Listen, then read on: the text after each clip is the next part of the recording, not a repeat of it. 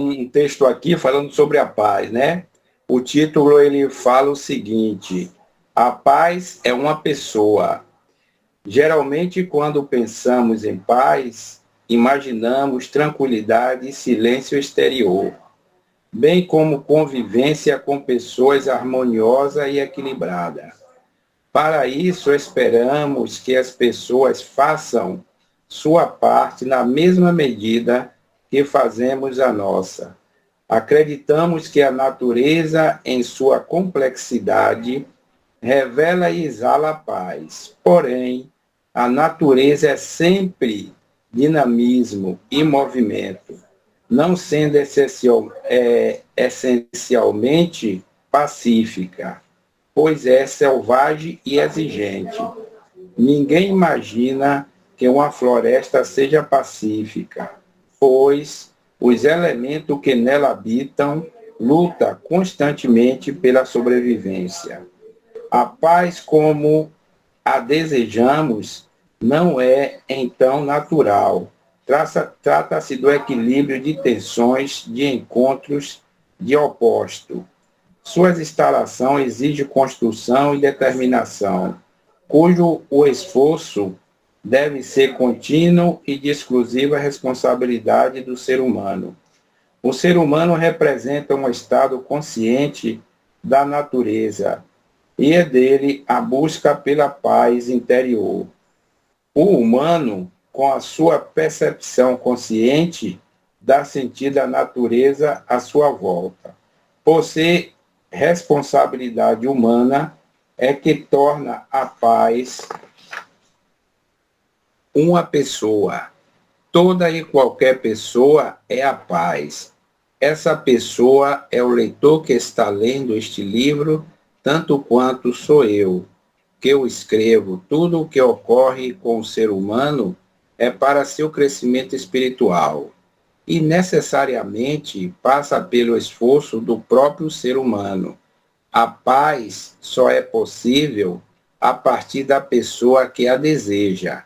A paz que se deseja só ocorrerá através da pessoa.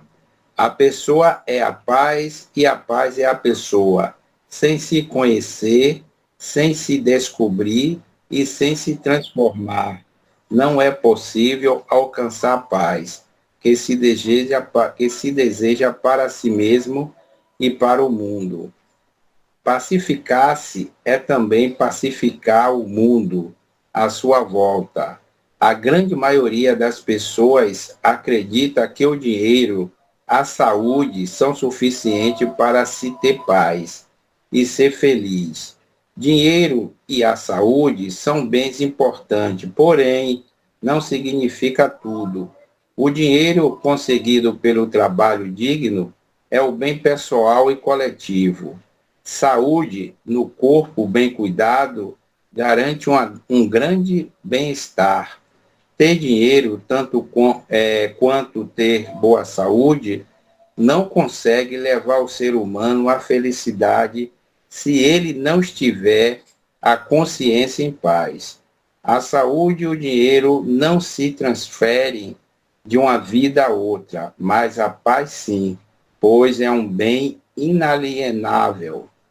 A paz não se faz apenas com palavra ou com medidas exteriores de contentação, mas principalmente com o coração voltado para o amor e para a vida. A paz na consciência permite a conquista de tudo quanto possa produzir bem-estar ao ser humano.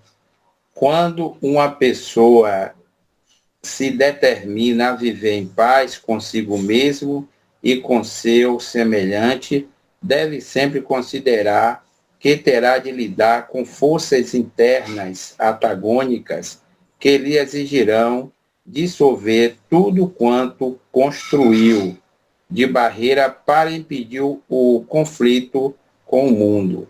Não há paz possível sem a percepção de que o grande obstáculo do ser humano se encontra em sua ignorância quanto a si mesmo e ao sentido real de sua existência. É um texto de Adenauer Novaes, viu? Ele fala da paz aqui, isso é um pedaço do trecho, a não ser muito, prolongar muito, mas é um texto muito bonito, falando sobre a paz, né? Que a paz, na verdade, é que devemos ter dentro de nós, né? A gente ter a paz dentro de nós, o mais barulho que esteja lá fora, a gente está, pelo menos, não está muito nervoso, né? Estamos com a tranquilidade interna. 19h42. Eu vou começar com a prece. Fazer hoje a prece de Bezerra de Menezes. A prece que eu vou fazer hoje é uma prece do mundo espírito, do mundo espiritual, e que também serve para todos nós, aqueles que estão doentes, né, que estão acamados. E a prece começa assim: nós te rogamos, Pai, a infinita bondade e justiça, a graça de Jesus Cristo, através de Bezerra de Menezes e sua legião de companheiro, que ele nos assistam, Senhor, consolando os aflitos, curando aqueles que se tornaram merecedores, confortando aqueles que tiveram suas provas de expiação, esclarecendo aos que desejares conhecer a verdade e assistindo a todos quantos apelam ao teu infinito amor. Jesus, divino portador da graça e da verdade, estende tuas mãos dadivosas em socorro daquele que te reconhecem, o despenseiro fiel e prudente. Faze-o divino modelo através de tuas equipes consoladora, de teus espíritos servidores, a fim de que a fé se eleve, a esperança aumente, a bondade se expanda e o amor triunfe sobre todas as coisas. Bezerra de Menezes, apóstolo do bem e da paz, amigo dos humildes e dos enfermos, movimenta as tuas falanges, amigas, em benefício daqueles que sofrem, sejam males físico-espirituais, abnegados espíritos dignos, obreiro do Senhor, derramais as graças e as curas sobre toda a humanidade sofredora, a fim de que as criaturas se tornem amigas da paz e do conhecimento, da harmonia e do perdão, semeando pelo mundo os divinos exemplos de Jesus Cristo. Que assim seja. Amém. Estamos agora com 19h45. Agenor, você que já está acostumado com o programa, com nós, você tem aí 50 minutos, 1 hora, vai depender de sua reflexão. Então, que tenhamos uma reflexão da noite abençoada, iluminada, todos com saúde e na paz do Cristo. Que assim seja. Está com você, Agenor, a palavra do dia, da noite. Boa noite a todos. Estou chegando nesse momento. A audição está boa, está me ouvindo bem. O áudio está bom. Tá, Agenor, tá ótimo. Tá beleza. Então, nós estamos hoje aqui para falar de um capítulo 9, Bem-aventurados os mansos e os pacíficos. E a leitura introdutória foi justamente sobre paz, e que a gente precisa defini-la né?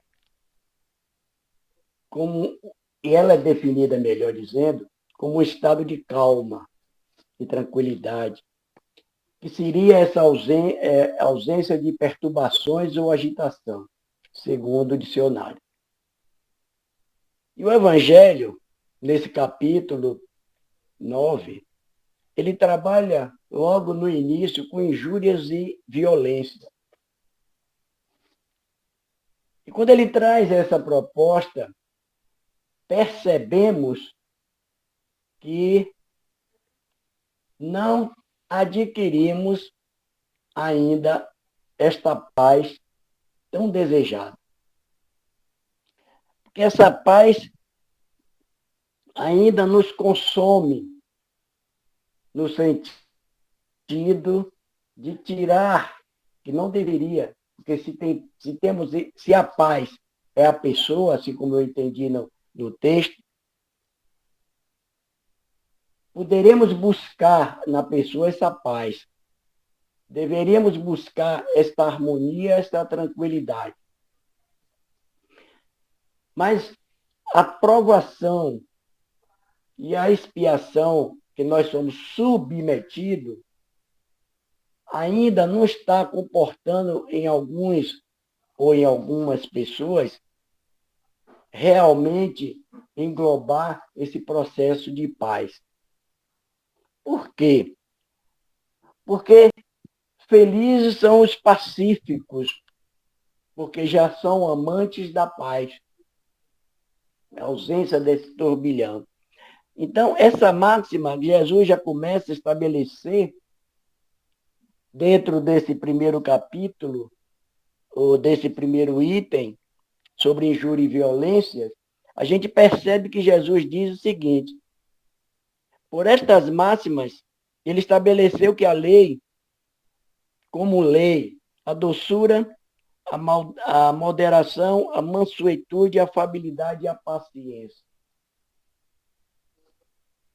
No dia que nós tivermos todos esses requisitos em harmonia, a doçura, sendo uma pessoa meiga, uma pessoa serena, na moderação, evitar os excessos, nós precisamos evitar esses excessos, na mansuetude, ser manso e brando, como o próprio capítulo nos sugere, a afabilidade, ser cortês, ser gentil, e a paciência é a capacidade de suportar com resignação os males e os infortúnios. Então, imaginemos que todo esse processo, e essa é uma lei que deveremos estar subjugados. Quando o nosso título de hoje traz a subjugação, a gente precisa entendê-lo de uma forma que isso lá no trabalho que vem aqui do Evangelho do irmão Lázaro, pede que surja virtudes. Eu estava lendo por essa semana, ainda estou lendo, terminando de ler esse livro, que eu achei bastante curioso, uma frase do professor José Herculano Pires, que ele diz o seguinte, que todos falam de espiritismo, bem ou mal, principalmente agora, né, a gente vê live de todas as maneiras. E ele aí acrescenta, mas poucos o conhecem. A gente parar para refletir, a gente percebe que é uma verdade. Poucos conhecem o Espiritismo. O Espiritismo, ele aí acrescenta, nasceu ontem, no meado do século passado, e é hoje o grande desconhecido. Está lá no livro Curso Dinâmico de Espiritismo, o grande desconhecido. Ele dá ênfase de que o Espiritismo, uma doutrina moderna, perfeitamente estruturada por um grande pensador, e a gente ouve alguém dizendo que o Espiritismo Kardec não tem participação nenhuma, que o Espiritismo a doutrina é dos espíritos. Mas quem formulou, quem organizou, quem estruturou foi um pensador, foi um escritor, foi um pedagogo. Então, esse homem era um homem de letra, era um homem de ciências, um homem famoso na sua cultura e nos seus trabalhos científicos, que usou o pseudônimo de Allan Kardec. Então, se a gente já criar uma situação firme sobre esse conhecimento que parece supérfluo, nós já sabemos alguma coisa a respeito do Espiritismo. Mas ainda estamos longe de saber tudo, porque precisamos estudar o Espiritismo, precisamos estudar Kardec, para que a gente possa compreendê-lo e examinar os seus conteúdos, para que a gente possa também decodificar essa doutrina e examinar, principalmente, o aspecto de caridade à luz do Evangelho. A gente sabe que a caridade, ela vai colocando em nós, dentro de um aprendizado, um processo muito natural, que a gente ainda carrega conosco, que chama-se egoísmo. E quando a gente está na função de fazer a caridade, não dando coisas, mas envolvendo-se com as coisas e com as pessoas, nós vamos aprender a sair do egoísmo e vamos aprender a ser pessoas altruístas. Então, no Evangelho que nós vamos estudar hoje, o capítulo 9, é baseado, segundo o Espiritismo, é analisar as máximas de Jesus sobre mansos e pacíficos, que serão chamados filhos de Deus. Como o nosso tempo não vai permitir que a gente estude esse capítulo 9 em todas as suas nuances, a gente vai ficar com a proposta que nos foi sugerida pelo querido irmão Alberto, de analisarmos o processo que no Evangelho aqui chama de obediência e resignação. Mas submissão, sinônimo de que precisamos obedecer. Ora, qual seria essa iniciativa? O que é que esse Evangelho, com esse tema de hoje, sugere para cada um de nós? Está estimulando a nossa passividade? Não. Esse capítulo, Jesus está criando situações em que a gente tem que ser ativo. Aliás, o Evangelho é todo dentro de um processo de atividade. A gente precisa ser ativo, não passivo. Então, a gente não pode ficar indiferente, a gente não pode ficar apático em situações que venham nos envolver acerca do próprio Evangelho. Ter paz, como a gente viu aí, não é ser aguerrido, criar confusão, mas é ter tranquilidade interior. Ter a paciência, ter a subjugado ou submisso dentro da lei divina. Então, o que é a lei divina dentro dessa submissão? Que a gente seja submisso à lei divina. Mas aí você diz, Agenor, o Evangelho nos recomenda o dever. O que é isso? São as obrigações que a gente precisa ter, que está dentro desse capítulo, e de obediência e de resignação. Porque não há ninguém que não necessite para si mesmo. A gente aí vai buscar, eu fui buscar no dicionário, sobre o que é submissão. E no dicionário diz que submissão, é a condição em que se é obrigado a obedecer, sujeição, subordinação. 2, disposição para obedecer, para aceitar uma situação de subordinação, obediência e subalternidade. E a obediência? Ação com efeito de obedecer, ceder, cumprir, seguir.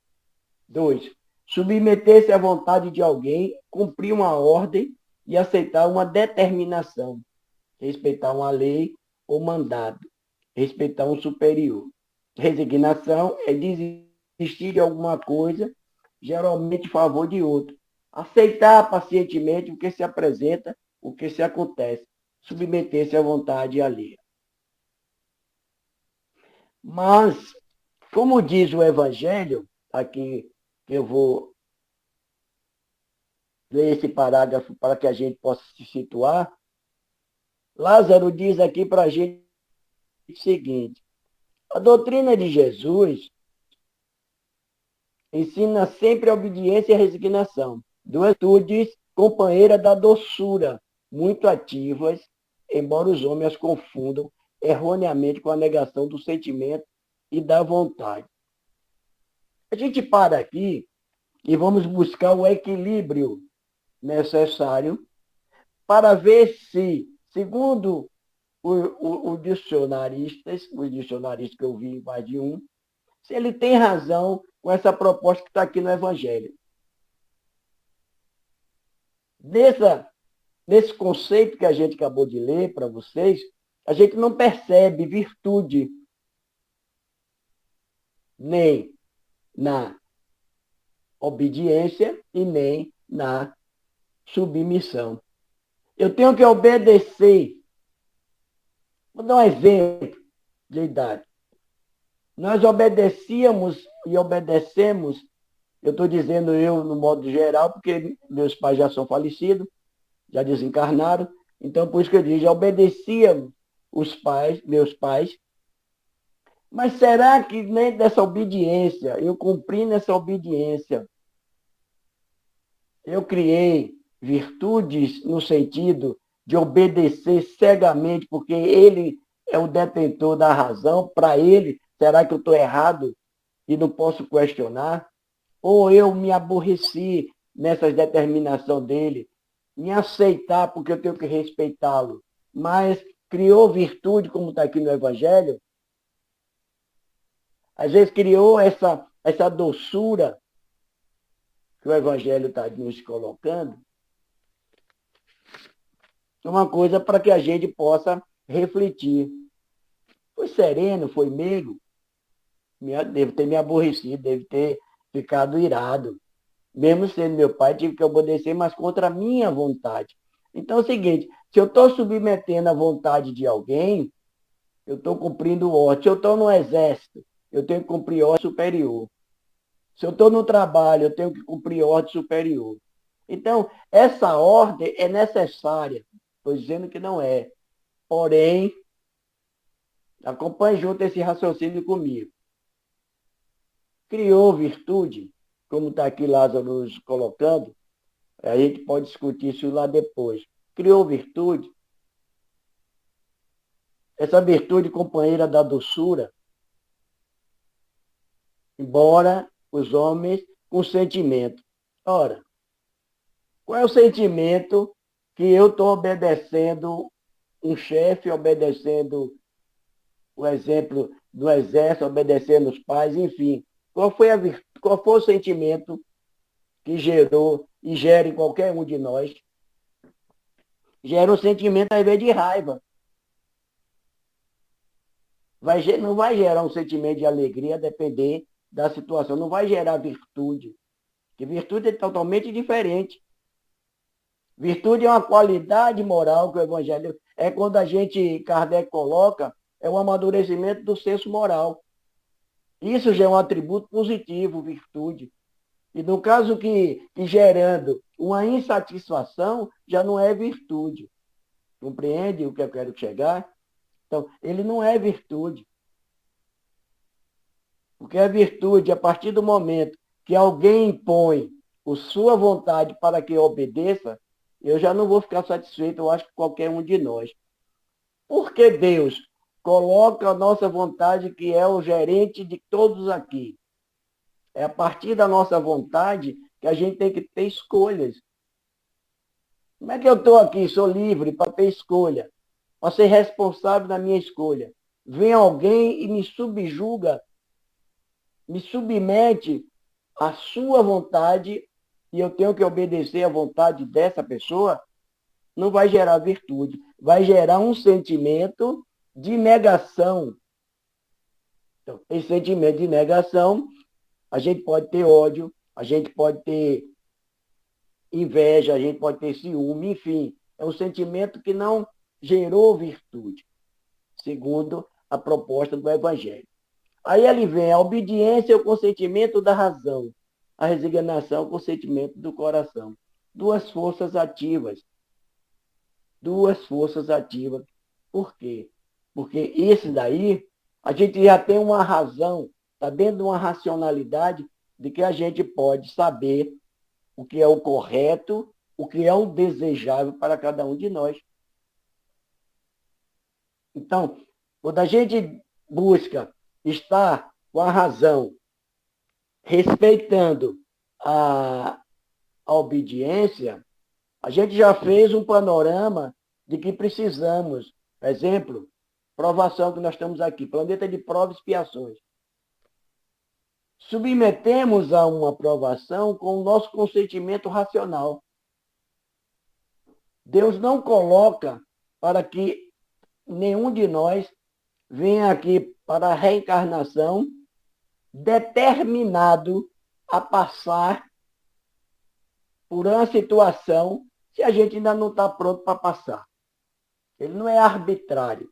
Deus não usa de arbitrariedade. Ele usa com a lei. Já está pronto, carrega a cruz e vamos em frente.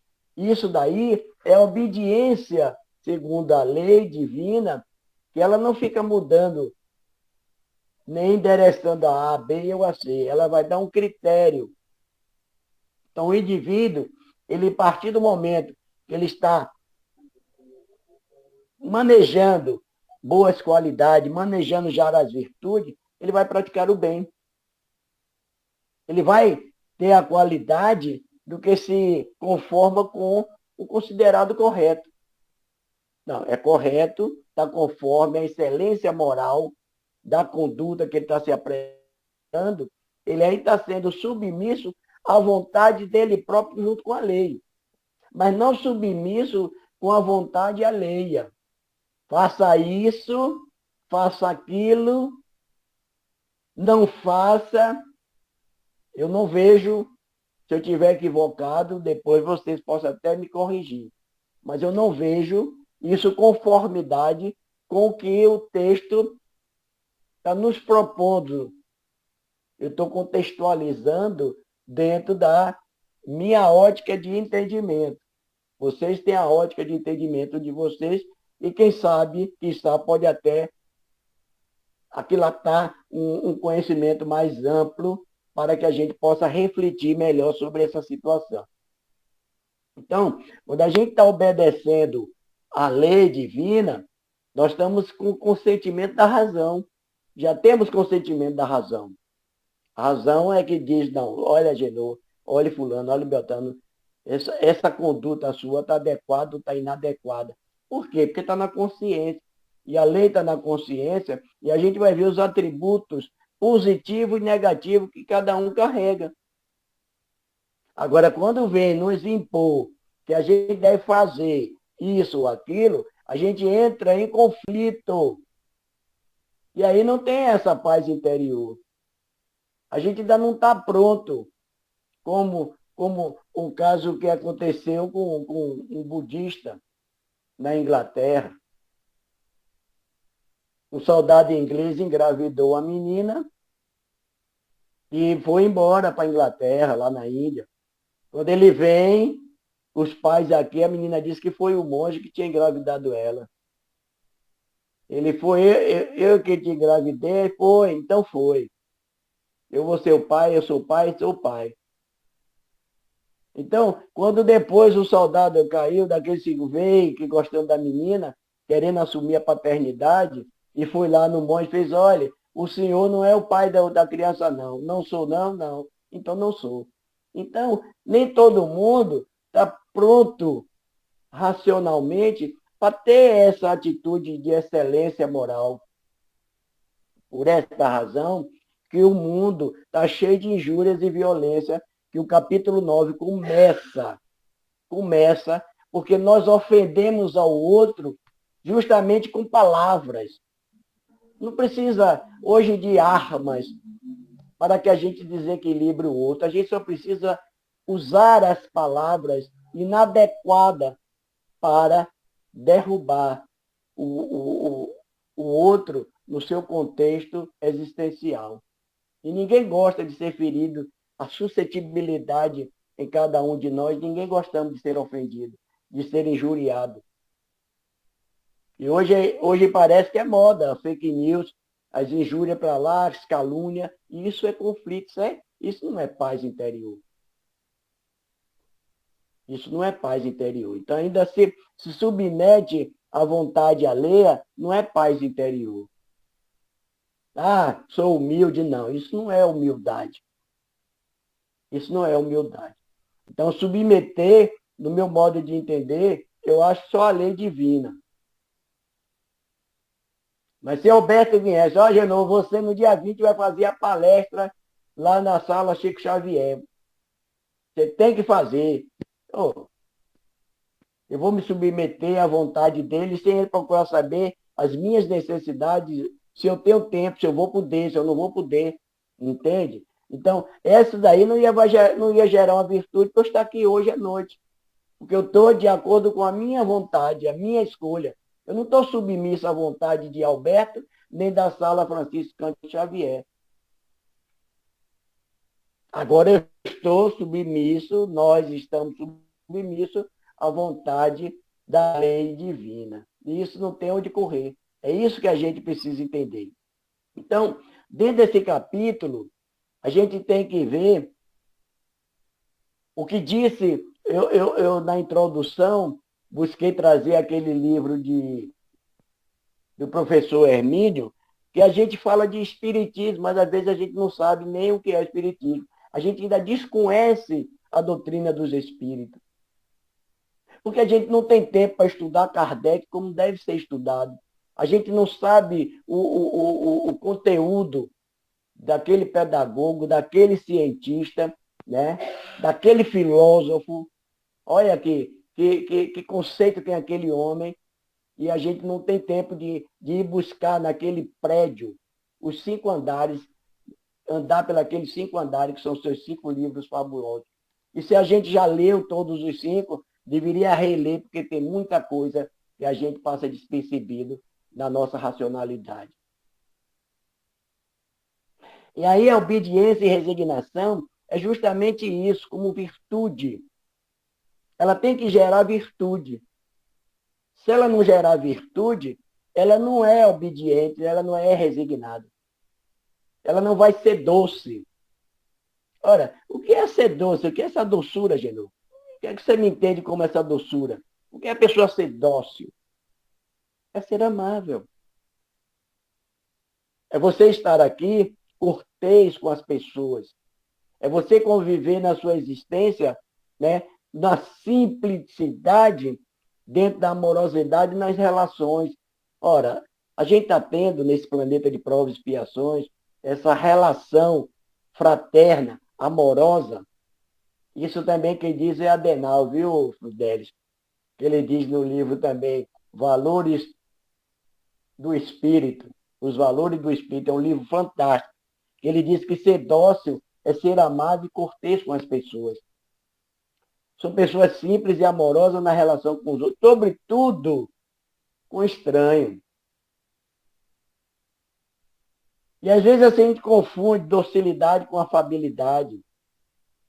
Porque todas as duas, ela tem uma dose de ternura, todas as duas têm uma dose de compaixão nas relações humanas. E aí a gente pergunta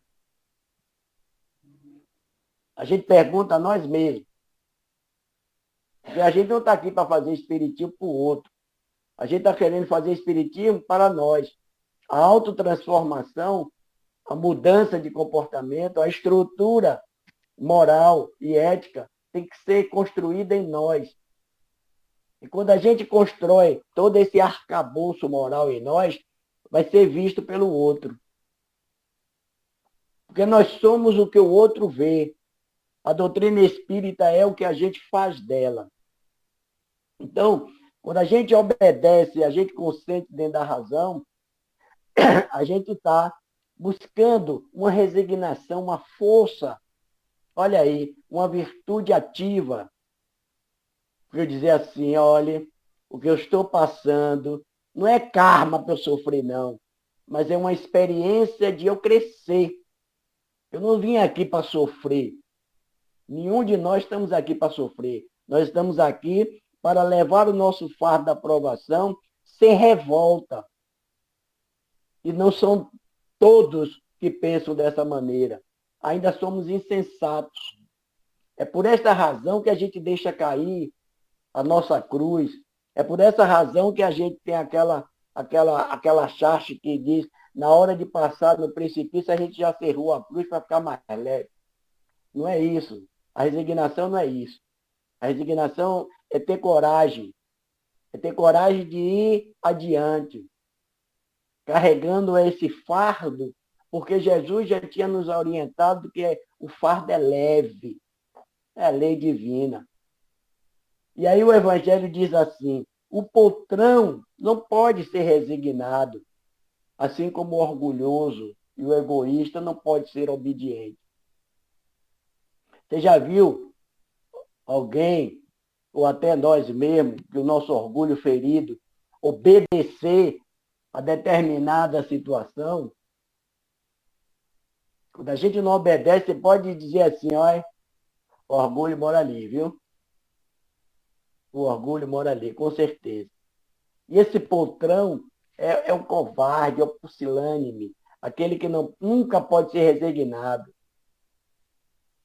Ele nunca pode entender, através do consentimento da razão, que a falha não está no processo, a falha está nele. Que ele não respeitou o processo onde ele está inserido. A falha é ele. Então, como a falha está nele, ele não consegue carregar o seu fardo. Ele não consegue transitar com a sua cruz.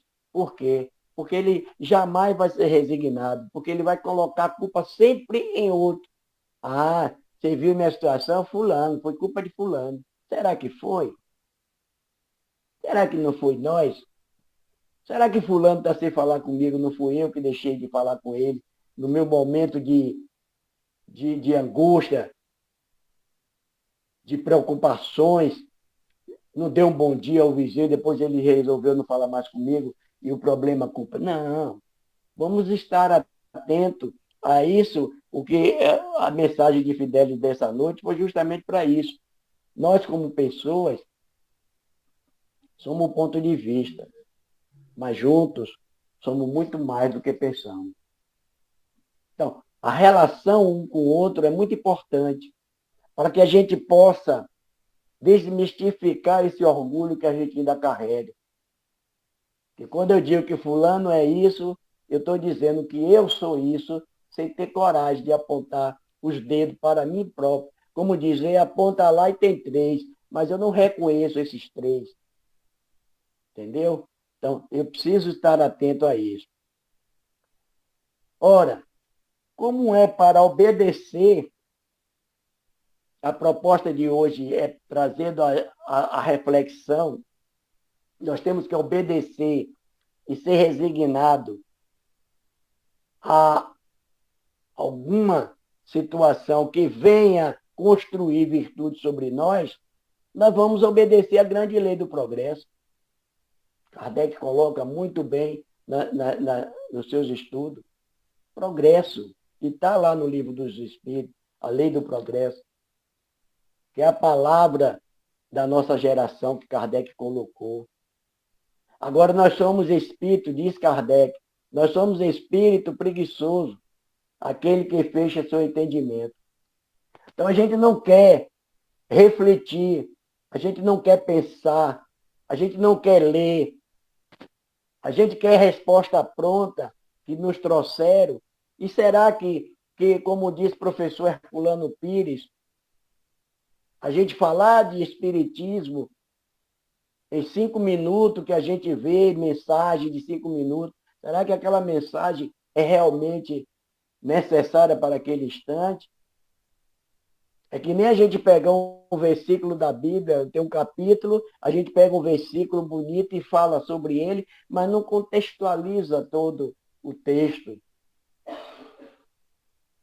E aí a gente vai floreando. E aí é por isso que o Espiritismo, com 168 anos, ou 66, está ainda desconhecido para nós. Nós que somos espíritas, ainda não conhecemos o Espiritismo. Já deveríamos. Como a gente diz, já tem 30, 40, 50 anos, 20, 10. Tem gente que começou outro dia, 5 anos no Espiritismo, já despertou a luz da consciência, porque somos espíritos, como já dizia Aristóteles. Nós não estamos aqui aprendendo, nós estamos reaprendendo. Então, quando a gente toma conhecimento sobre esse assunto da doutrina dos espíritos, tem gente que olha a iluminação com uma palavra e aí vai buscar. Então, quando você deixa o livro dos espíritos e lê com atenção, vai despertar luzes e luzes em nossos espíritos. Mas por que a gente cria essa resistência? Por quê? Porque ainda somos orgulhosos. Nós somos orgulhosos. Mas esse orgulho que a gente ainda carrega vai ceder. Cedo ou tarde ele vai ter que ceder. Porque a gente vai ter que ter uma compreensão plena. A gente vai deixar de ser preguiçoso, como diz Kardec dentro da lei do progresso. A gente vai ter que ter um entendimento sobre o que estamos lendo, sobre o que estamos fazendo, sobre o que nós somos. Porque o mais importante é saber quem eu sou. Eu sou uma pessoa, mas eu sou quem? Muitos de nós aí ignoramos quem somos nós. Não queremos nem pensar, principalmente no propósito do desencarne. Às vezes a gente pensa que está fazendo algo aqui agora para ser beneficiado aonde? Em que lugar? Algum lugar circunscrito? A doutrina espírita diz que não. Kardec diz que não. Não existe um lugar circunscrito. Nós vamos estar perante o quem é o juiz, senão nós próprios, nossa consciência. Então, essa é a resistência orgulhosa que deveremos ceder cedo ou tarde. Bom, quando se fala de obediência,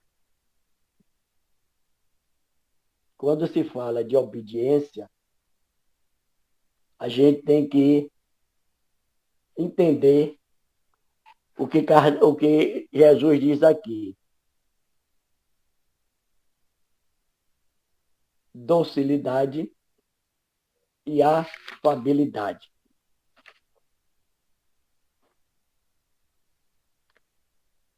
O orgulhoso, ele jamais pode ser sereno. Jamais ele pode ser meigo. O orgulhoso jamais será cortês, será afável.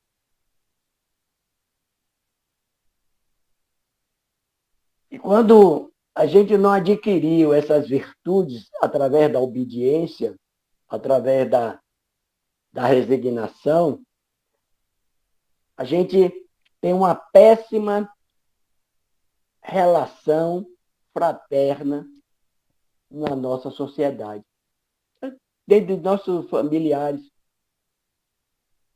dentro da nossa comunidade de trabalho, dentro do nosso processo social de lazer, de recreio.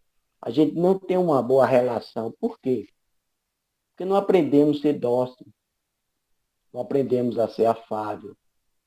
Não aprendemos, ou se aprendemos, não usamos a moderação.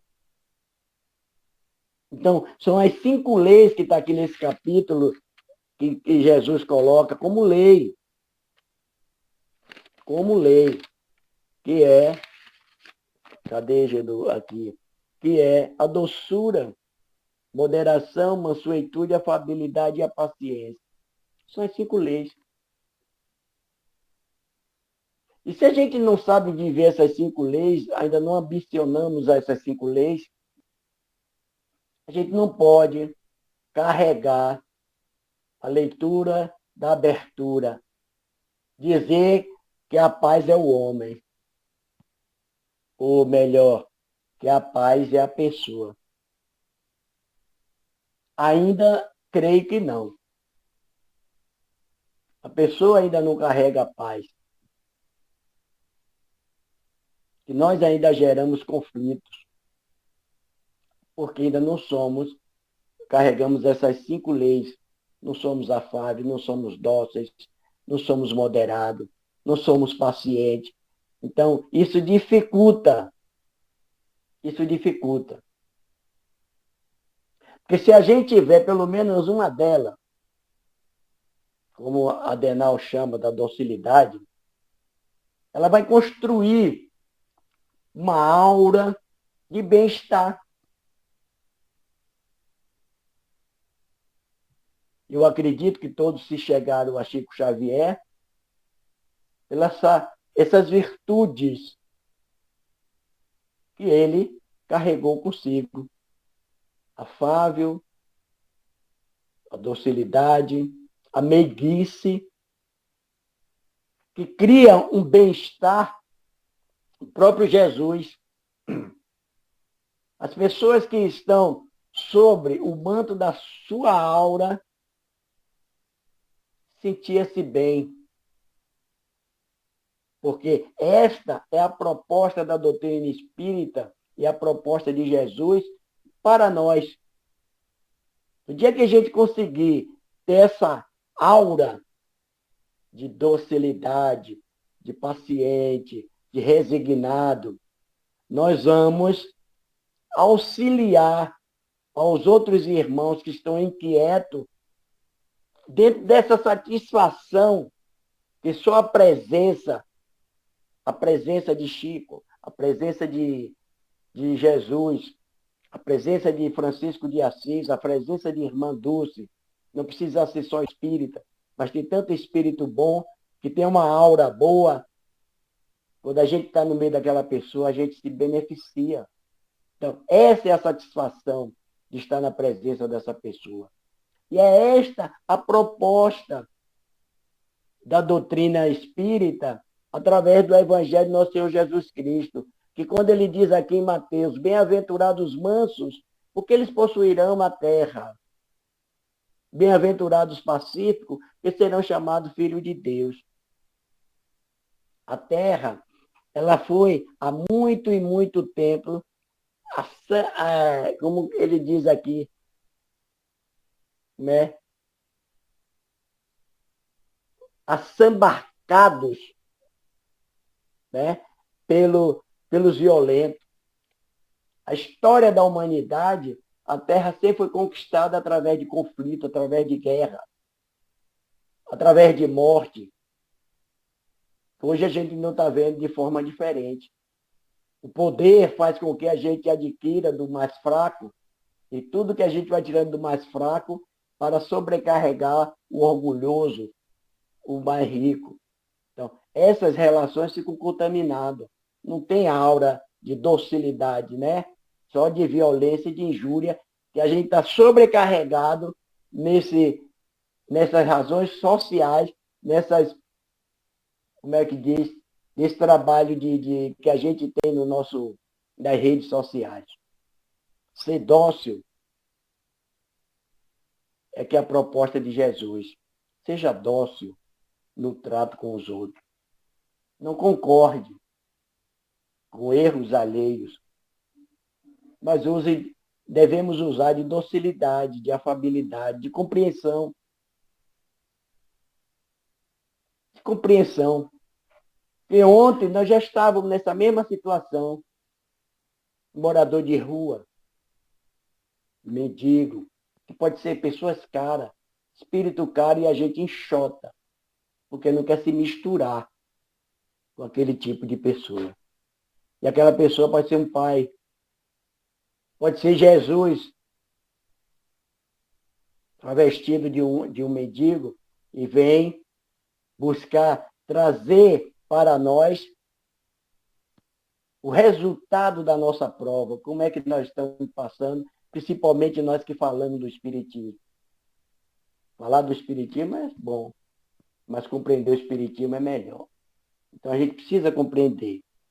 A gente não pode também, meus amigos, meus irmãos, confundir docilidade com submissão. A proposta de hoje é submissão e resignação. Confundir docilidade com submissão, nós vamos anular essa identidade que a gente está querendo construir com pessoas dóceis.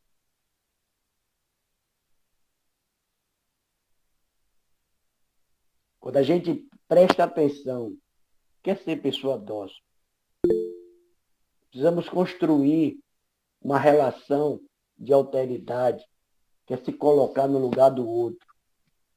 Irmã Dulce fazia muito isso. E muitos outros exemplos. Estar no lugar do outro. É buscar o outro na sarjeta. É erguer o outro. O progresso que Kardec está colocando aqui é isso. Colocar o outro, promover o outro. Porque, meu irmão, com todo respeito, dar sopa, dar alimento, ajuda.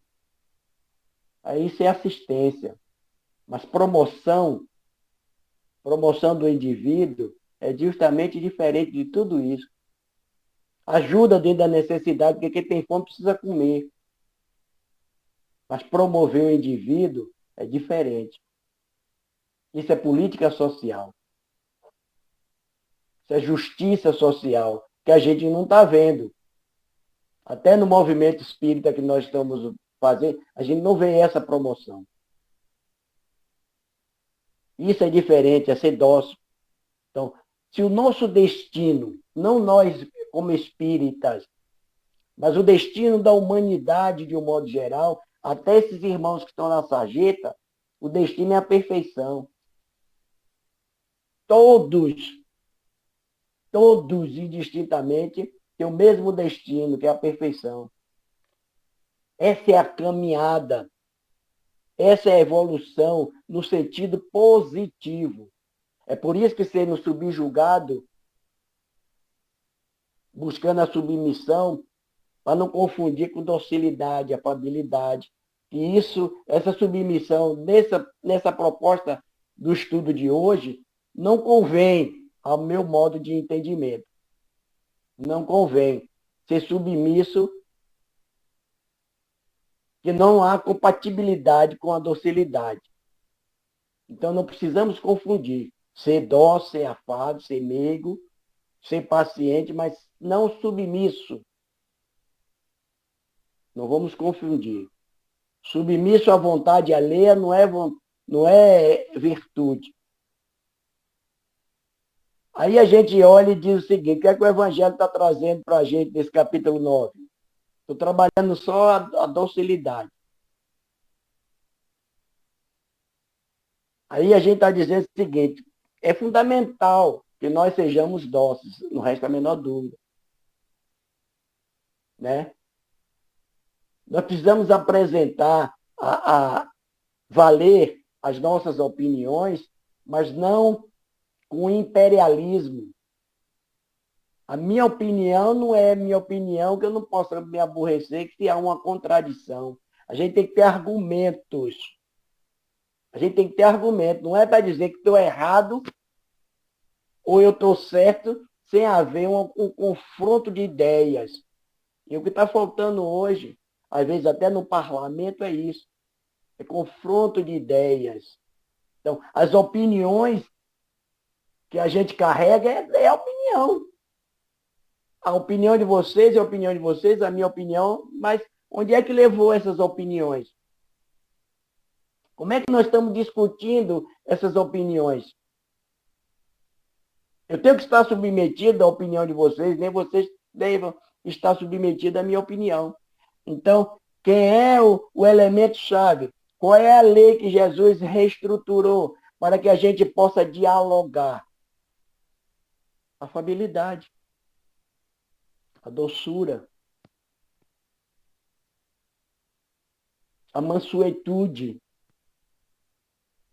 É isso que a gente vai discordar e concordar. Se a gente chega, eu vi em um livro que fulano disse isso, mas Kardec fez um trabalho de pesquisa. Kardec fez um trabalho de pesquisa com mais de não sei quantos médios, com mais de não sei quantos espíritos. Uma opinião de um espírito é mais importante do que o trabalho que Kardec fez? Vamos botar na balança e ver onde é que está. Vamos discutir dentro da docilidade, da afabilidade. Pronto. Eu não concordo, é o direito de cada um, como também é o meu direito de não concordar. Então, isso, a gente precisa se apresentar dentro desse diálogo com as nossas opiniões, mas apresentando com humildade, não com arrogância. E se a gente vai arrogar que os nossos direitos, que as nossas opiniões prevalecerá, nós estamos indo de encontro com a proposta dessa noite que está nos convidando à reflexão. De ser dócil, de ser moderado, de ser afável, de ser cortês, de ser brando. E aí vai gerar o orgulho, o egoísmo, a antipatia. Porque nós estamos aqui juntos na sala de estudo para buscar somar dentro do processo de uma simpatia. Não concordo com as tuas opiniões, gente. O problema, não posso fazer nada. Apresente argumento melhor. Se minha opinião você não concorda, é o direito seu. Agora, apresente, não é não concordar, é apresentar dentro de uma forma dócil, equilibrada, afável, outras opiniões que essas nossas opiniões são subjetivas, são nossas opiniões. Então, para contextualizar Kardec, a gente precisa ter dentro de nós, né, esses valores morais e, acima de tudo, os valores intelectuais, conhecimento. Eu não posso falar de fulano Beltrano se eu não analisei os dois textos. Então, se eu estou com o texto de Kardec, estou com o texto de outro livro, eu vou fazer o quê? Eu, particularmente, eu sigo muito mais Kardec. Eu estou estudando, estou relendo livro, eu sigo Kardec. Porque Kardec fez um trabalho que ainda é desconhecido. Jesus fez um trabalho que ainda é desconhecido. Hermínio de Miranda disse que o cristianismo é uma mensagem esquecida. A gente não sabe. A gente fala de cristianismo, de ser cristão, que é a doutrina espírita, mas qual é a vivência? Qual é a forma como a gente se dirige ao irmão? Na doutrina espírita, na casa espírita, com a vozinha mansa. Será que em todos os lugares nós somos assim? Nosso comportamento moral é todo uniforme, ético? Isso nossa consciência que vai nos dizer. E se a gente não for da forma como a gente fala, seremos desmascarados. Porque a verdade, ela é cristalina. Você é o que você é. Você pode maquiar o que você quer maquiar para o outro, mas a hora a máscara cai. A verdade vai sempre triunfar. A gente pensa que os fake news, que as mentiras, que tudo que a gente está vendo vai ficar eternamente, é uma necessidade de fazer parâmetros. E depois dizer, poxa, como eu fui cúmplice de tudo isso. Então, a humildade, meus amigos, tem que angariar simpatia. Eu vejo pessoas dizer, eu não sou palestrante, mas eu estou palestrando. Eu não sou um bom palestrante. Eu não sou. Mas estou palestrando. Estou falando, trazendo a doutrina dos espíritos, dentro da contextualização da minha interpretação, da minha opinião. Vocês vão encontrar esse assunto com mais eloquência, não resta a menor dúvida. Porém, eu estou apresentando dentro de uma proposta daquilo que eu entendi, daquilo que eu possa passar. Qualquer um dos senhores e das senhoras, meus irmãos aí, sabe muito mais do que eu. Então, vou concluir para que a gente tenha espaço de dialogar a respeito desse tema, que ele é rico. Ele é rico, não é meia hora, nem 40 minutos, que a gente vai ficar com a opinião de Agenor. Temos que ler de novo esse evangelho, desse capítulo Obediência e Resignação. Aliás, ler o evangelho e refletir com muita sabedoria. Porque a conclusão que a gente vai ter é o seguinte: vamos ser resignados. E o que é isso, Agenor? Vamos ser resignados. No caso aqui, a Agenor está falando, se houver crítica, ele tem que suportar as determinações das opiniões dos meus irmãos.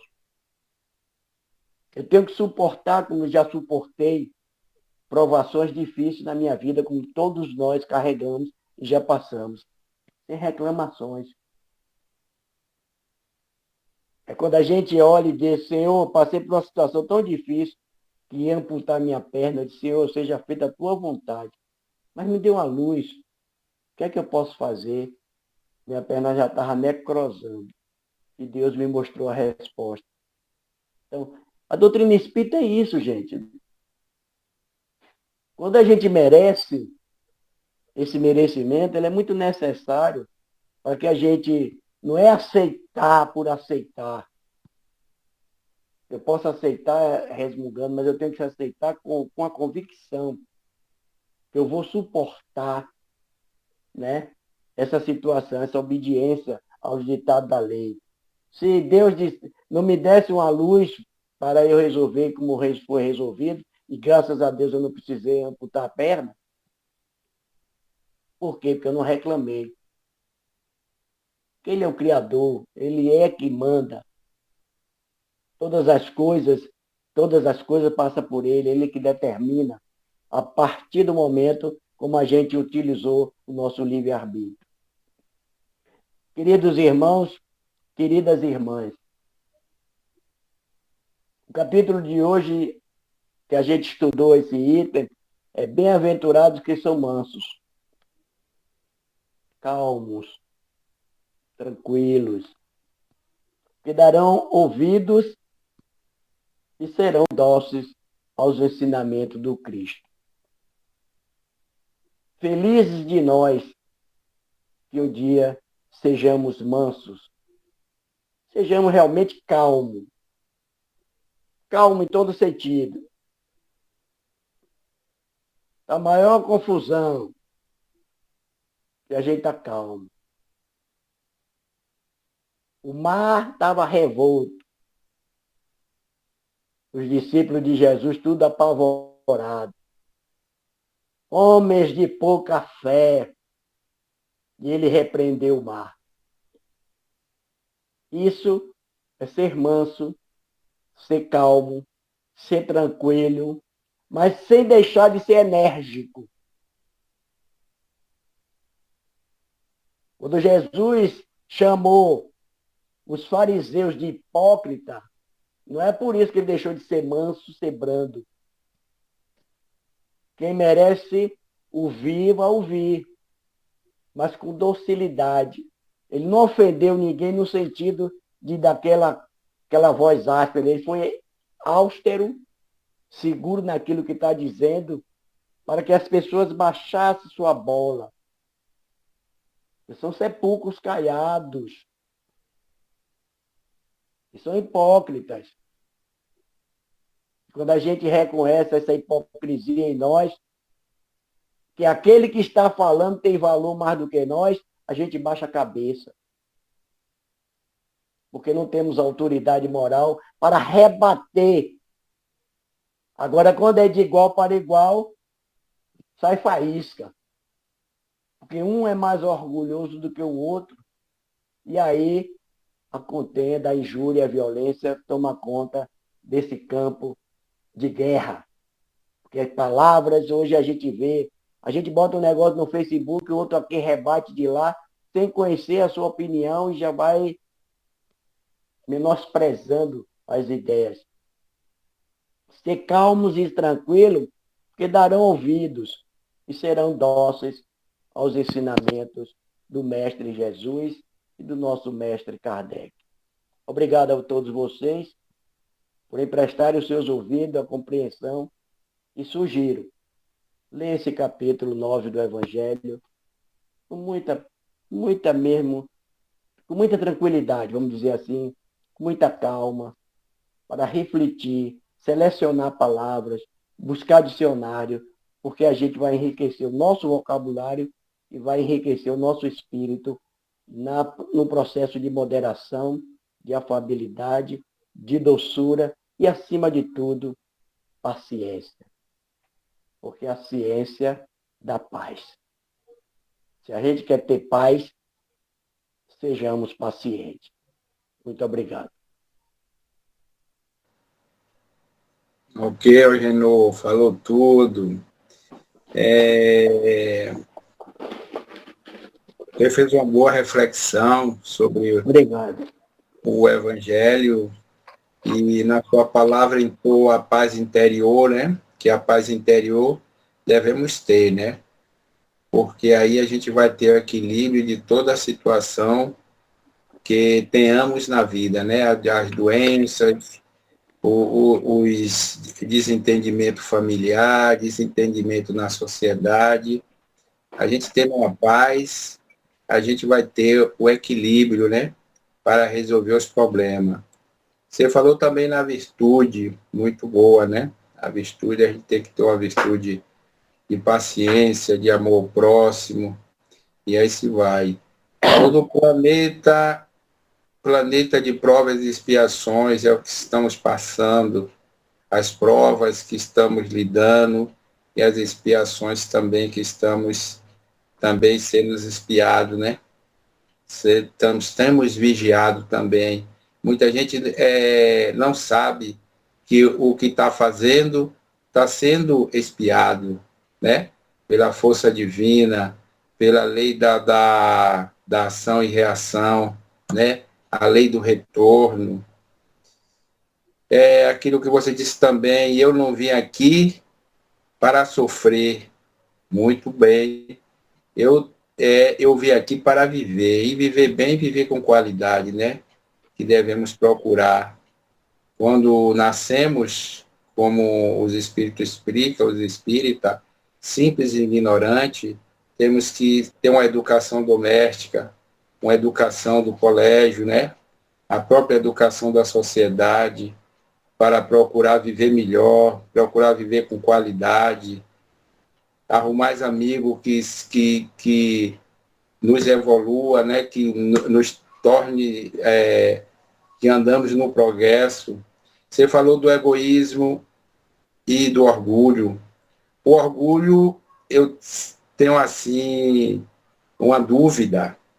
Temos orgulho, daquele orgulho de até de não atender as pessoas, mas temos orgulho também, no meu conceito, na concepção, um orgulho de ter estudado, um orgulho de ter se formado, um orgulho de ter trabalhado, né? Um orgulho de ter se aposentado, um orgulho de ter uma qualidade de vida para nossa família, né? E o egoísmo já é outra palavra que eu entendo que o egoísmo é que está dentro do nosso ego, né? É difícil a gente se recuperar do egoísmo, mas a gente vai fazendo devagarzinho e vai tentando fazer a melhor coisa. Também tem a obediência, né? A gente tem que ter obediência nas coisas, né? Obedecer, sabemos que vamos em frente. Tem a compreensão também, compreender o outro para que sejamos também compreendidos. A perfeição, A perfeição a gente está à procura dela, ninguém é perfeito, a gente tem um pouco de imperfeição ainda.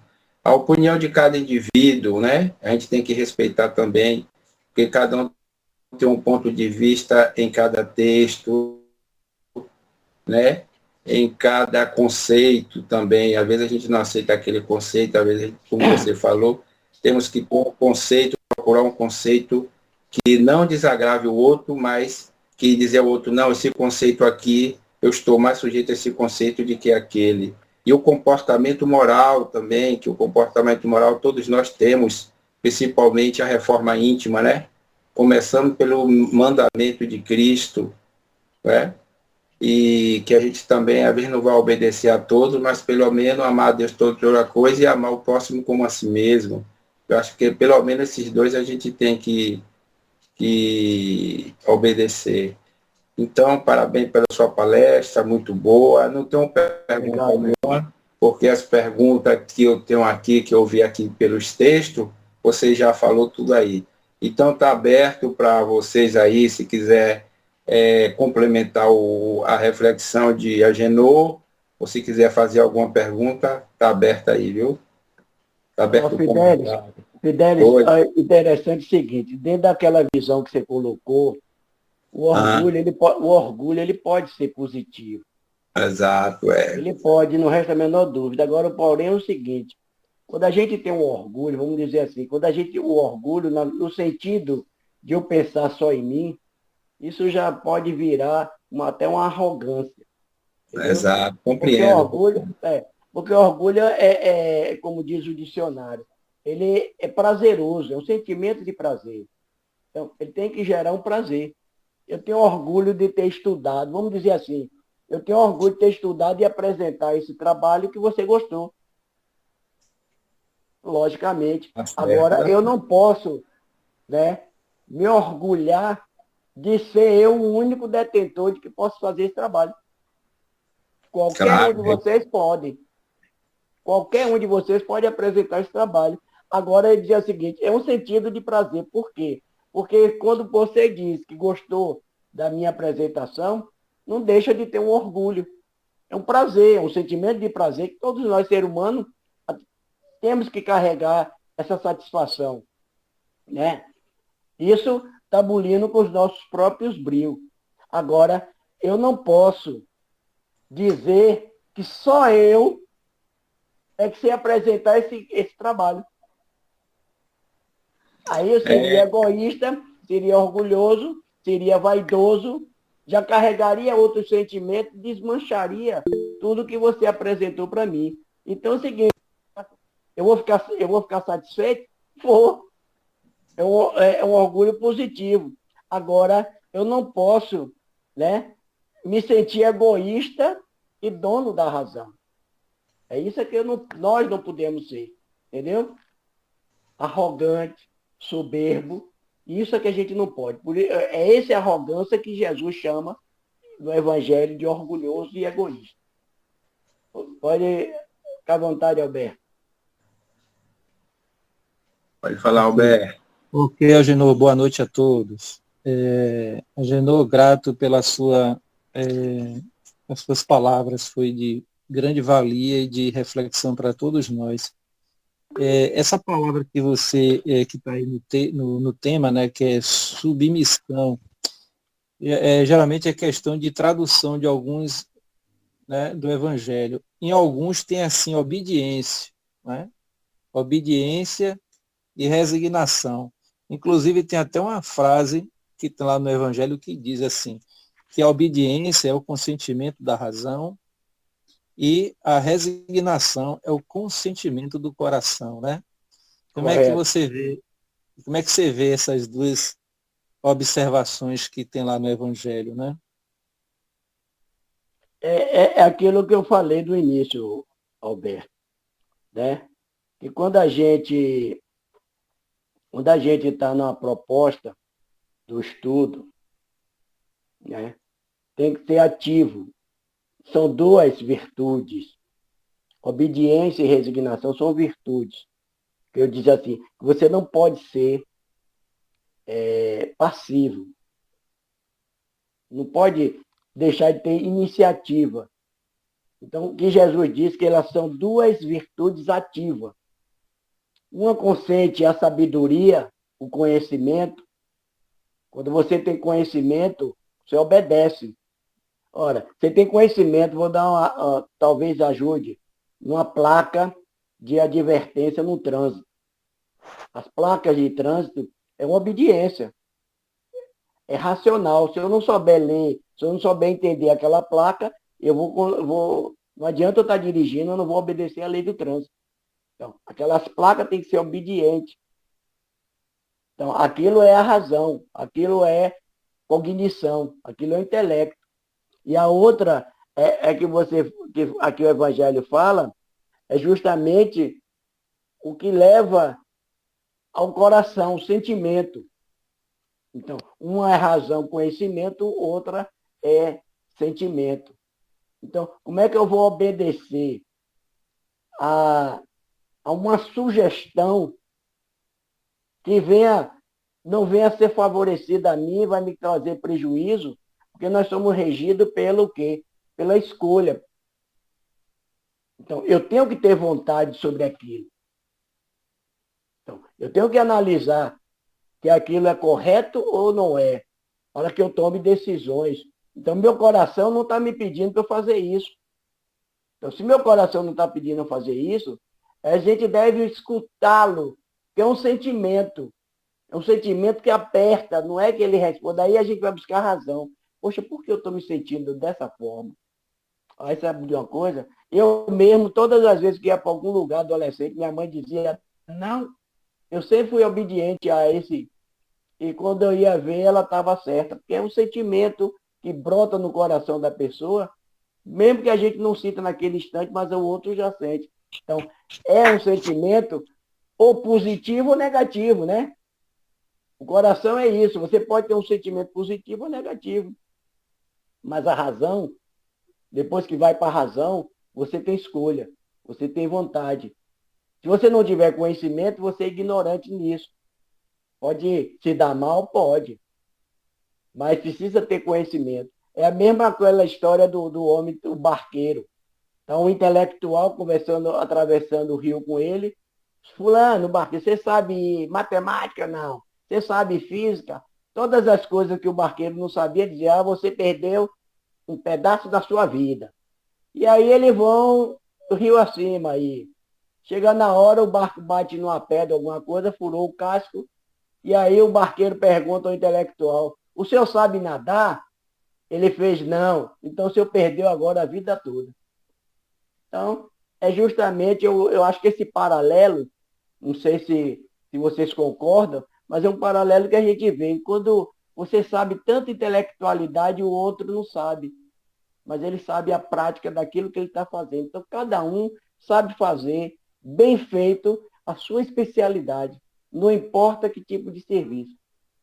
É como Dona Maria, aí, quando eu morava em Santa Amaro, Mangari, ela resmungando de um trabalho que ela fazendo, varria a rua. Eu disse, Dona Maria, a senhora é mais importante do que o prefeito. Dona Maria não entendeu o que é que eu quis dizer. Poxa, se aborreceu comigo. Eu disse, Dona Maria, faz favor, entra aqui na nossa garagem. Vou lhe trazer um cafezinho, um pão, vou lhe explicar o que é. Aí, eu peguei e estava com o saco do pão da dor e bolei assim, joguei na rua.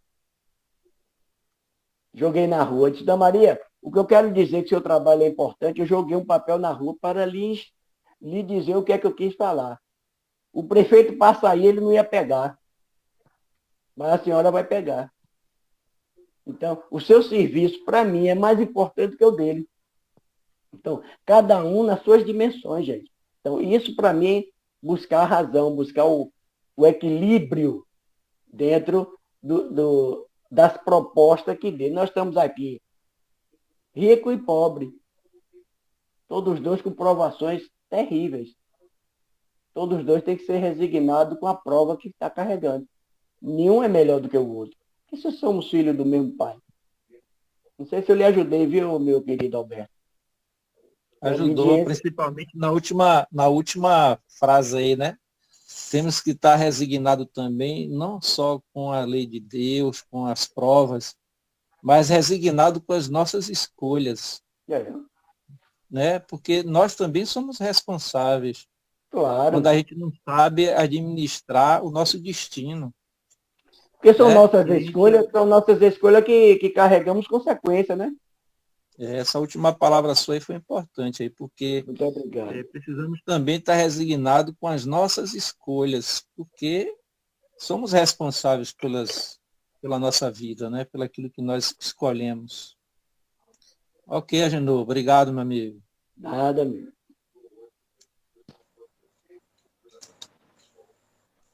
Tem mais alguém querendo fazer um comentário, pergunta? Pode se prontificar, viu? Ô, Genô, eu não estou vendo o lado de lá, porque eu estou no celular, o outro lado o pessoal está. O pai tem que agir com razão ou com emoção? Olha, eu, eu, eu, eu como pai, vou responder por mim. Tá, Que meu, pode responder. que, que meu, que meu pai, ele não agia com razão, com racionalidade, certo? Eu provoquei um diálogo com ele certa vez, quando eu estava com meus 17 anos, e ele dizia o seguinte: no dia que eu pegar vocês fumando, eu vou apagar o cigarro na boca de vocês. Eu não gostava de cigarro, mas ele veio entrando assim no ambiente, eu estava com o cigarro na mão. Eu provoquei para ver se ele ia fazer aquilo.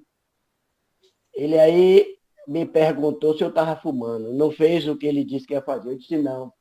Mas se eu fumasse, o que era que tinha? O senhor não fuma? Não é coisa de homem? Homem não fuma? Então por que eu não posso fumar? Então eu sempre entrei nesse. Não aceitava tudo de pronto dele. Então ele não agiava com racionalidade. Então, eu acho que a gente precisa, né? Carregamos, aí você fala do orgulho. Eu sou pai, aqui eu mando. Mas eu também posso dizer assim, eu sou pai, aqui eu mando. Vocês têm que me obedecer. Eles podem me obedecer porque não gerou virtude dentro dos filhos. Porque vai criar antipatia, ódio. E o Evangelho diz, você manda aqui, mas também é detestado. Coisa mais chata é a gente ser detestado pelo filho, porque você receber comando sem uma racionalidade, só por imposição, isso é um homem orgulhoso. Porque ele vai demonstrar sua vaidade, a sua soberania, em cima de quem tem dificuldade ainda de raciocinar. Você impor o seu ponto de vista, a sua visão para seu filho, adolescente, sem um esclarecimento, você está sendo uma pessoa exageradamente vaidosa, preconceituosa, mesmo como um pai. O filho vai lhe obedecer mais retado da vida. E vai fazer o oposto lá fora porque não concorda. Que você não esclareceu, você apenas impôs, quer subjugar a vontade do seu filho. E seu filho é espírito como você. É como Germine de Miranda tem um livro. Nossos filhos são espíritos. Então, a gente só deu a ele a carne, o físico. Ele tem uma conduta que a gente precisa estar presente, vigiando as suas inclinações, se são boas ou se são ruins. E aí é por isso que a gente age, porque é pai, age de uma vaidade exagerada, e isso chama-se orgulho, uma pessoa orgulhosa. Espero ter O ajudado. Agenor, Oi, minha parabéns. querida irmã, obrigado. Em primeiro Obrigado. lugar, boa noite para todo mundo. Boa noite. Parabéns, foi louvável a sua palestra, Agradeço. maravilhosa, uma bênção. Deus que te abençoe, abençoa a A nós todos. todos. Avaliando aí sobre a doçura e a afabilidade, o quanto essas virtudes é importante na vida de cada um que, que tem, principalmente nesse momento que estamos atravessando agora. É um momento tão delicado, tantas pessoas se suicidando. Uma cidade vizinha aqui mesmo, um menino jovem tocou fogo no corpo e saiu perdendo pedaços, assim, gritando, e pedaços, segundo informação de terceiros. Então, a todo momento você depara com situação delicada, situação de pessoas que precisam de muito amor, de uma palavra amiga, que você tira do mais profundo do seu coração, que você tem de melhor, desce do pedestal, põe os pés no chão e procura ajudar a cada um que aproxima de você. Às vezes, uma palavra que você dá para uma pessoa, com tanto amor, faz com que aquela pessoa desvia, talvez, de qualquer situação que ele está enfrentando. Ele vai se fortalecer, vai seguir com mais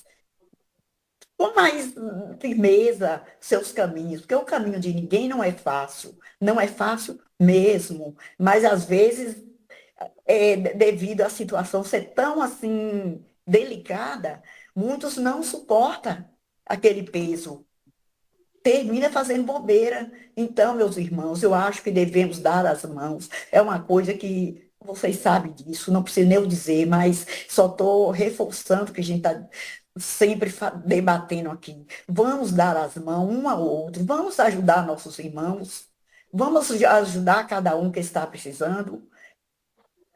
Em cada beco, em cada lugar, a gente depara com essas pessoas. Desculpa, viu? É porque tem hora que tem cada Nada, situação que a gente emociona tanto, termina é. falando assim. Mas isso, meu, esqueci, olha, Daci. Interessante o seguinte, a gente tem que exteriorizar os nossos sentimentos de amorosidade, oferecer ao outro, mas com isso, é o orgulho, não, com isso, a gente não pode ter a presunção de que ele será acolhido.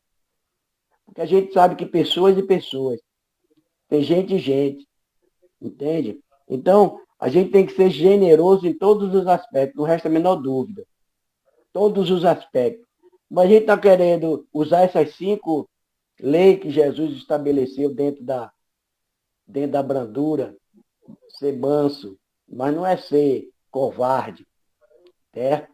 A gente precisa demonstrar, sem exagero, todos esses valores que a gente carrega. Então, obedecer à lei divina, obedecer a um comportamento do outro de uma forma equilibrada. Porque se a gente não tiver equilíbrio na vida da gente, né, o tempo todo nós temos que ter equilíbrio. E onde é que a gente vai verificar esse equilíbrio? É através das escolhas e através das consequências. Então, quando a gente tem escolhas e consequências, a gente tem que ver como é que está o pêndulo. Tem que ter equilíbrio. Porque tudo vai gerar. Se a escolha, esse menino, esse rapaz, é isso que eu digo, rede social está incentivando jovens a entrar nesse conflito, gente. Está faltando em casa os pais, hoje, acompanhar os filhos na rede social. Atrás da tela tem gente boa e gente ruim. Os jovens ainda não têm discernimento. O jovem está sendo subjugado na sua vontade. E a gente não sabe como é esse lar que o jovem está vivenciando. Não sabe o conflito que seus pais e seus familiares estão vivenciando. Entende? Então, chega na hora, não tendo equilíbrio, eles vão entrar nessa consequência aí como é que diz, de suicídio. Não só o jovem, como qualquer pessoa. Então, a gente precisa estar equilibrado nessa escolha. O que é que eu vou escolher? Qual é a consequência que isso vai gerar? Isso é racional. É aquela obediência do consentimento da razão. O que eu estou fazendo aqui vai dar certo? Qual é a consequência disso? Se eu chegar no supermercado e pegar uma lata de leite, mesmo que meu filho esteja faminto, não vai gerar uma consequência? Vai gerar um desagravo? Vai. Então, não é me. Mas o meu orgulho, olha aí, orgulho, ó, Fidelis. O meu orgulho não permite eu ir ao irmão, ô meu irmão, você me arranja um dinheiro para comprar uma lata de leite? Não tenho. Mas, geralmente, a pessoa, quantos não já deve ter tomado, coitado? Estou dizendo que está certo ele lá na prateleira pegar não. Não é isso que eu estou dizendo, não, viu? Mas ele tomou tanto não de pessoas que poderiam dá-lo e não deu. Ou ele pode ser uma pessoa exageradamente orgulhosa e não pediu. E aí, na hora da necessidade, da aflição, da agonia, ele gerou essa escolha que vai gerar uma consequência pior. É preferível que a pessoa até passe na cara, diz, aí, Anábio, você precisou, eu lhe dei. É preferível isso que se ouça, mais do que pegar. Então, é uma relação difícil, minha irmã.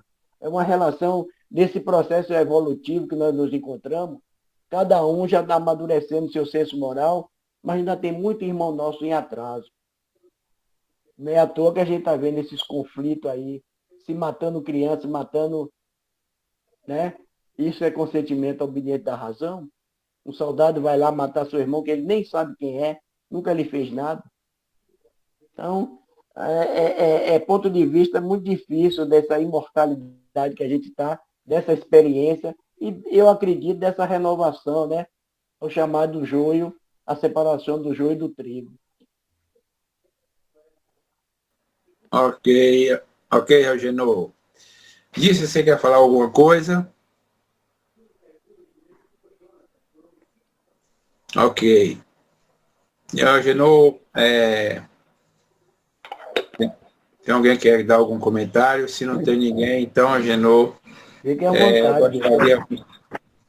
gostaria, já está no horário já, gostaríamos que você fizesse a prece final para terminarmos nosso trabalho. Ok. Gente, eu só tenho que agradecer a vocês pela paciência de vocês, pela presença de vocês, né? Porque há um adágio popular, quem cala consente. Então, quem está calado está consentindo que a proposta da noite de hoje vai fazer diferença em cada um de nós. Vai demonstrar em cada um de nós que nós ainda não adquirimos determinadas virtudes. Por quê? Porque ainda estamos corrigindo defeitos. Tem diferença? Tem. Nós estamos corrigindo defeitos, nós estamos corrigindo vícios. Então, quando a gente tiver nesse arcabouço de correção, aí a gente está, e de certa forma, está adquirindo virtude, né? Porque a partir do momento que a gente está se envolvendo em nós mesmos, modificando a nós, nosso comportamento, nosso pensamento, as nossas atitudes, como já dizia o professor Jean Paul Sartre, ele dizia o seguinte, se você quer entender uma pessoa, não escute suas palavras, observe seu comportamento. Então, é isso que a gente está fazendo a partir do momento que a gente conhece a doutrina espírita, não é falar, mas modificar os nossos comportamentos. Então, só tenho que agradecer a todos vocês, né? Mesmo a gente estar de longe, mas o pensamento está voltado sempre, torcendo um para que o outro avance no seu processo. Porque não adianta a gente chegar em primeiro lugar, porque nós vamos buscar o retardatário. Então, vamos seguir junto, dado a mão, dado o braço, para que a gente siga. Agora, se ele não quer evoluir, ele vai ter que ficar para trás, porque a lei do progresso a gente tem que respeitar. Então, muito obrigado. Né? Estou sempre disposto a estudar e apresentar o trabalho na hora que sou convidado. E agradeço a vocês a presença de todos. Vamos orar, né?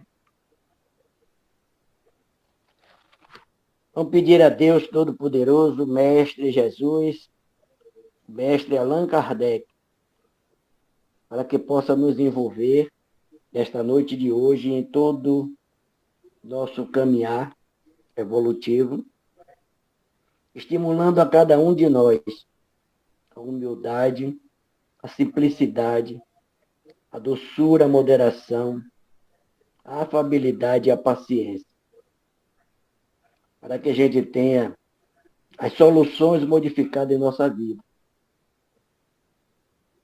que a natureza é favorável àquele que busca. Se nós estamos buscando saúde, proteção, amor, nós vamos encontrar. Se estamos semeando preocupação,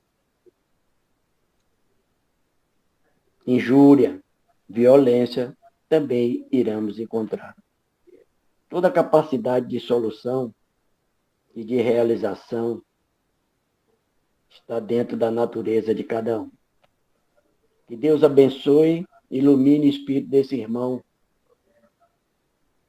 que está na ignorância, que se ele soubesse que ele não morreu, que ele é imortal, ele não tocaria fogo na sua veste carnal. Mas Deus tem piedade desse irmão, que eu acredito que ele não sabe o que é que ele fez. Que ilumine ao nosso planeta Terra, que possamos modificar nossa estrutura mental, comportamental, para que a Terra chegue ao seu rumo regenerativo e que a gente possa estar aqui habitando esse planeta regenerativo. Obrigado, Senhor, mais uma vez.